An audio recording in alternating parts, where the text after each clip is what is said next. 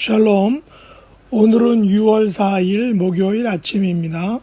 오늘도 우리의 연약함을 다 알고 계시는 하나님 아버지께서 우리와 함께 하심을 인하여 감사와 영광을 올려드립니다.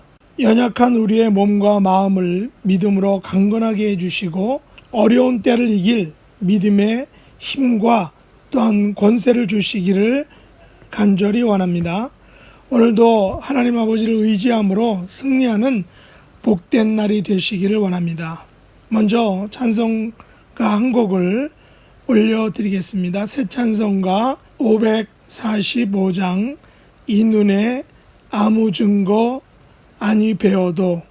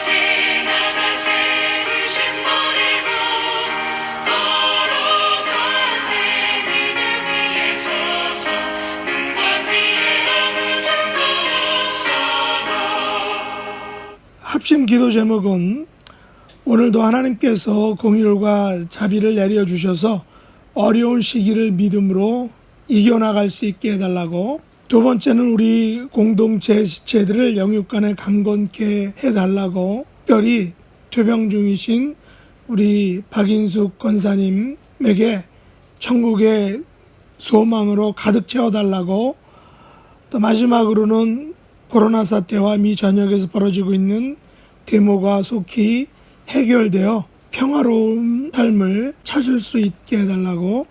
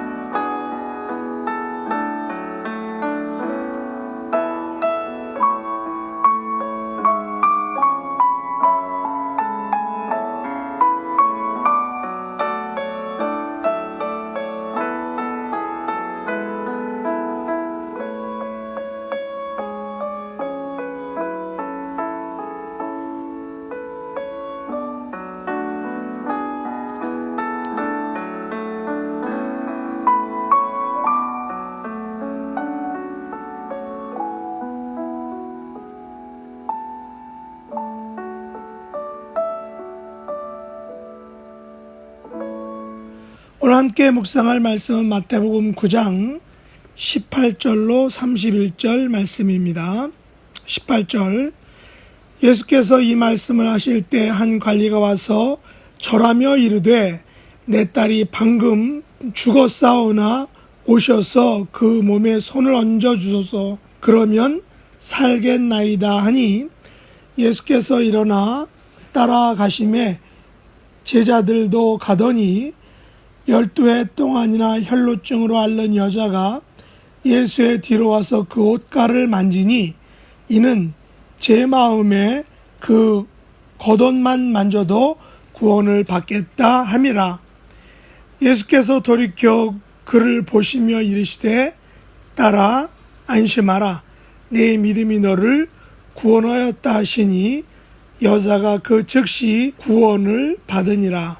예수께서 그 관리의 집에 가사 피리 부는 자들과 떠드는 무리를 보시고 이르시되 물러가라, 이 소녀가 죽은 것이 아니라 잔다 하시니 그들이 비웃더라. 무리를 보낸 후에 예수께서 들어가사 소녀의 손을 잡으심에 일어나는지라 그 소문이 그 온 땅에 퍼지더라. 예수께서 거기에서 떠나가실새 두 맹인이 따라오며 소리질러 이르되 다윗의 자손이여 우리를 불쌍히 여기소서 하더니 예수께서 집에 들어가심에 맹인들이 그에게 나아오거늘 예수께서 이르시되 내가 능히 이 일 할 줄을 믿느냐? 대답하되 주여 그러하오이다 하니 이에 예수께서 그들의 눈을 만지시며 이르시되 너희 믿음대로 되라 하시니 그 눈들이 밝아진지라. 예수께서 엄히 경고하시되 삼가 아무에게도 알리지 말라 하셨으나 그들이 나가서 예수의 소문을 그 온 땅에 퍼뜨리니라. 아멘. 오늘 말씀의 제목은 지난번에 이어서 공격적인 믿음 두 번째입니다. 마태복음 9장도 8장에 이어서 예수님의 이적을 계속해서 다루고 있습니다. 예수님께서는 중풍병자를 고쳐주셨습니다. 오늘 본문에서는 한 관리의 딸을 고쳐주십니다. 그리고 그 도중에 12해 동안 혈루증을 앓는 여자를 고쳐주십니다. 그리고 두 맹인의 눈을 뜨게 해주십니다. 마지막으로 말 못하는 사람을 고쳐주십니다. 이 같은 예수님의 치유 사역의 원리는 무엇일까요? 마태복음 9장 35절과 36절은 이 원리를 잘 보여주고 있습니다. 제가 한번 읽어드리겠습니다.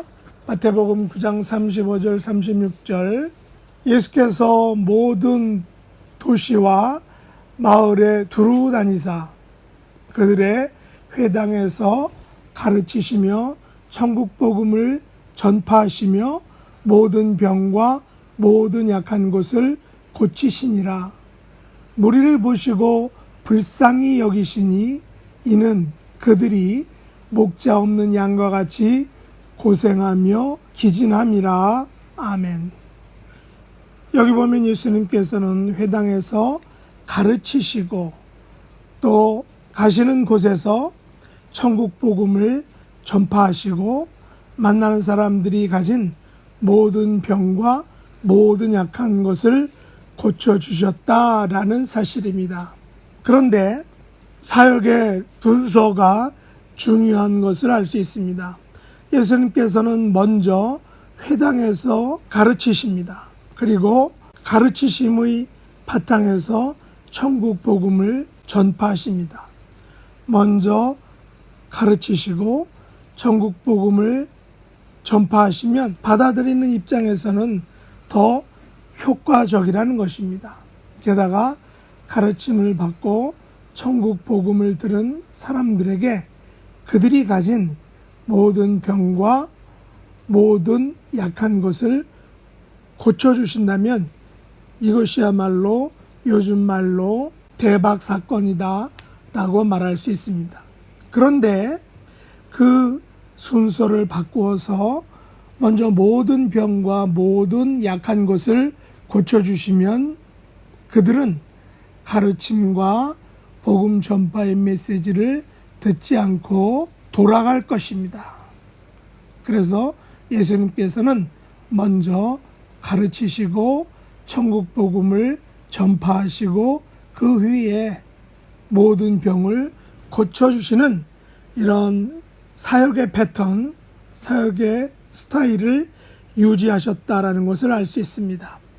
특별히 이런 예수님의 사역 스타일보다 더 우선적인 것, 더 중요한 것은 36절 말씀에 예수님께서는 무리를 보시고 불쌍히 여기시니 이는 그들이 목자 없는 양과 같이 고생하며 기진했다라는 그 예수님의 무리를 향한 불쌍히 여기는 마음, 긍휼의 마음이 이들을 가르치시고 또 이들에게 천국 복음을 전파하시고 또 이들의 모든 병과 모든 약한 것을 고쳐주시는 그런 일을 귀한 사역을 감당하시게 했다라는 사실입니다.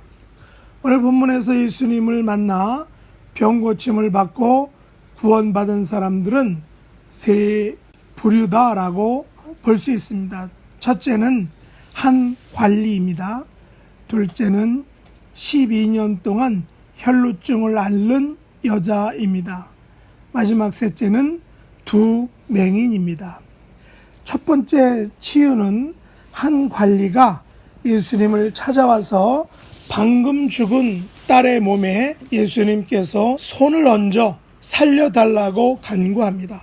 아마도 병행 본문인 마가복음과 누가복음을 통해 이 관리는 회당장 야이로임을 알 수 있습니다.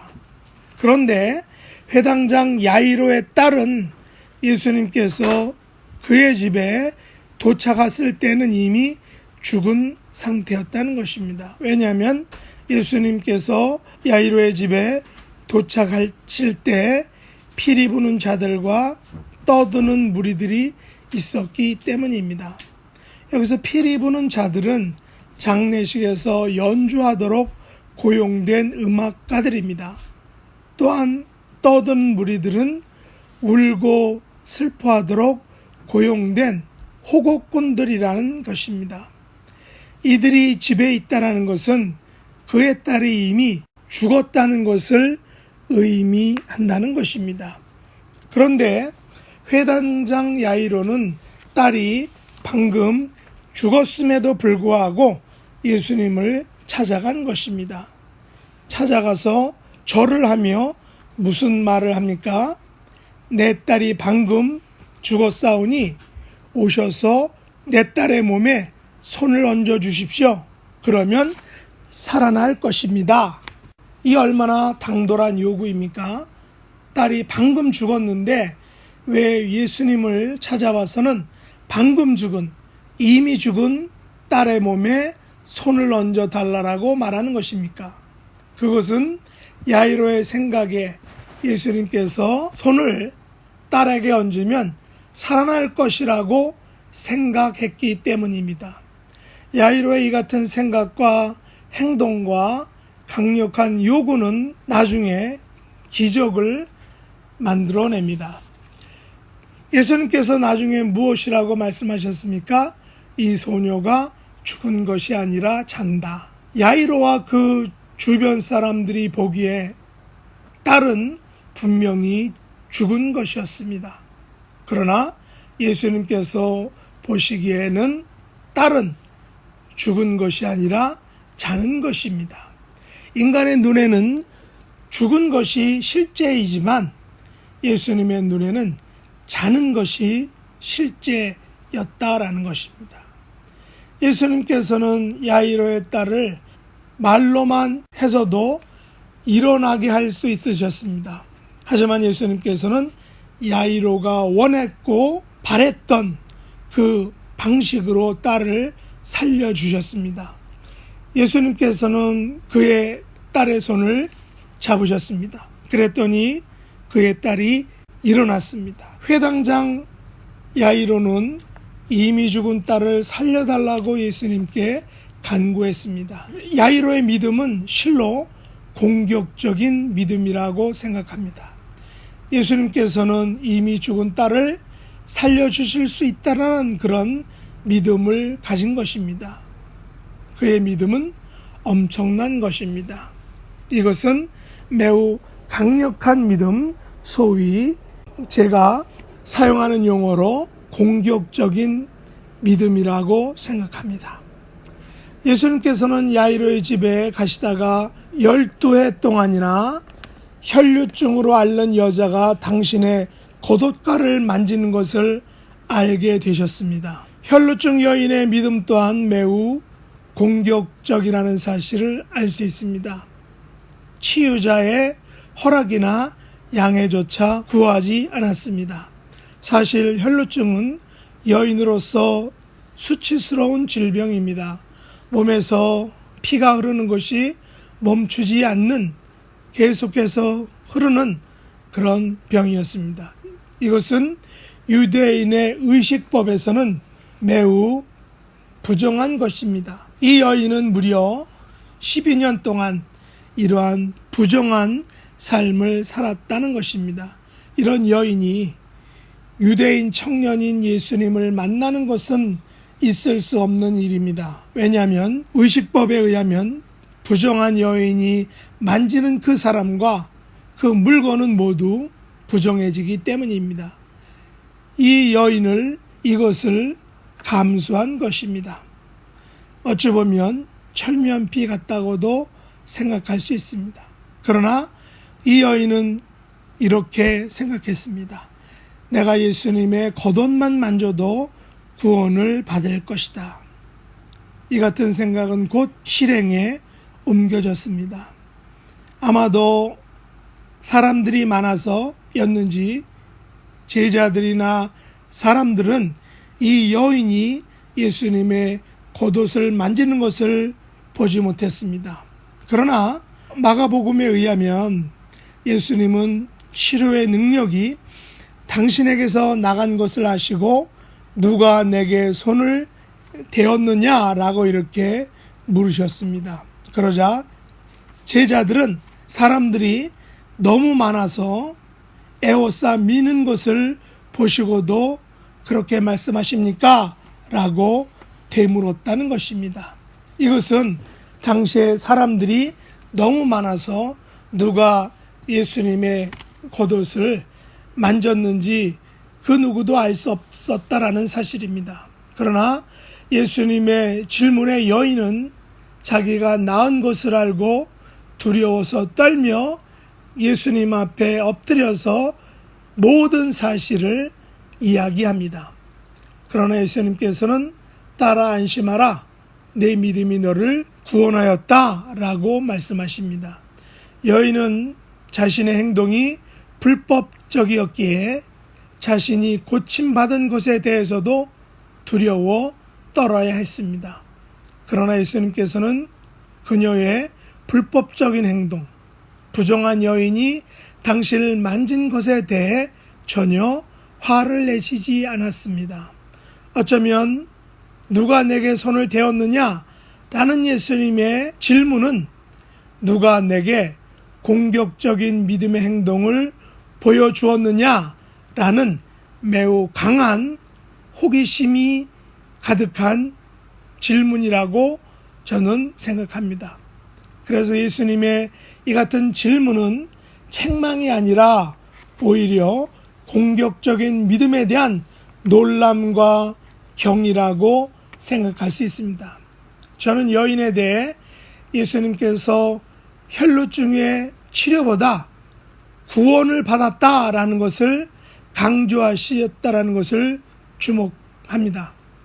여인은 겉옷만 만져도 구원을 받겠다라고 생각했는데 예수님께서는 그녀가 원하는 구원을 그녀에게 선물로 주신 것입니다.